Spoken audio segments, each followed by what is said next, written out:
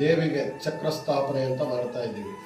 ಏನು ವಿಶೇಷ ಅಂದರೆ ಚಕ್ರ ಸ್ಥಾಪನೆ ಪ್ರತಿಯೊಬ್ಬರು ಮಾಡೋಕ್ಕೆ ಹೋಗ್ತಾರೆ. ಆದರೆ ಆ ಚಕ್ರ ಸ್ಥಾಪನೆ ಯಾವ ರೀತಿ ಮಾಡೋದು, ಏನು ಮಾಡೋದು ಅಂತ ಅರಿವಿಲ್ದಂತೆ ಮಾಡೋಕ್ಕೆ ಹೋಗ್ತಾರೆ. ಅದು ಯಾವತ್ತೂ ಆ ಥರ ಮಾಡೋಕ್ಕೆ ಹೋಗಬಾರ್ದು.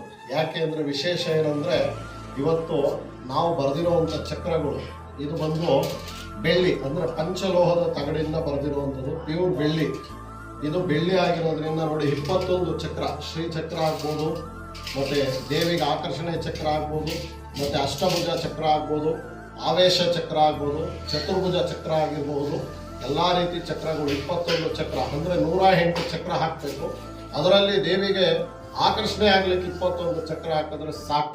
ಆಮೇಲೆ ವಿಶೇಷ ಏನಂದರೆ ಸಾಲಿಗ್ರಾಮ, ದೇವಿ ಸಾಲಿಗ್ರಾಮ ಅಂತ ಬರುತ್ತೆ, ಅದನ್ನೇ ಹಾಕಬೇಕೆ ಹೊರತು ಯಾವುದೇ ಬೇರೆ ಒಂದು ರೀತಿ ಒಳಗೆ ಹಾಕಬಾರ್ದು. ದೇವಿ ಸಾಲಿಗ್ರಾಮ ಮತ್ತು ನವದುರ್ಗಿ ಸಾಲಿಗ್ರಾಮ ಅಂತ.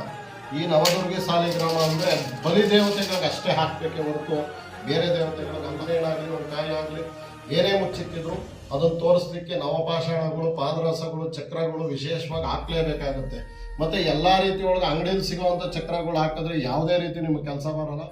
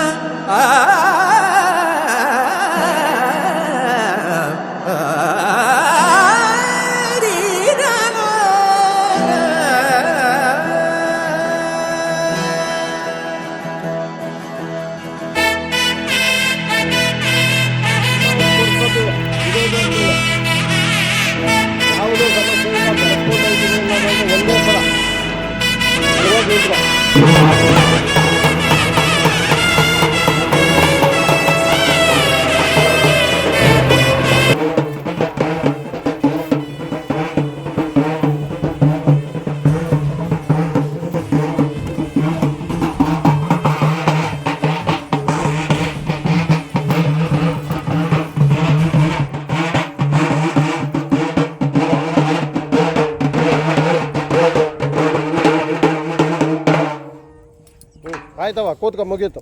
ನಮ್ಮ ಕುರು ಕೇಳಿದ್ದು, ಗಂಗೆ ಕೇಳಿದೆ, ಹೂವು ಮುಚ್ಚಕ್ಕೆ ತೋರಿಸಿದ್ದೆ, ಮುಗೀತು.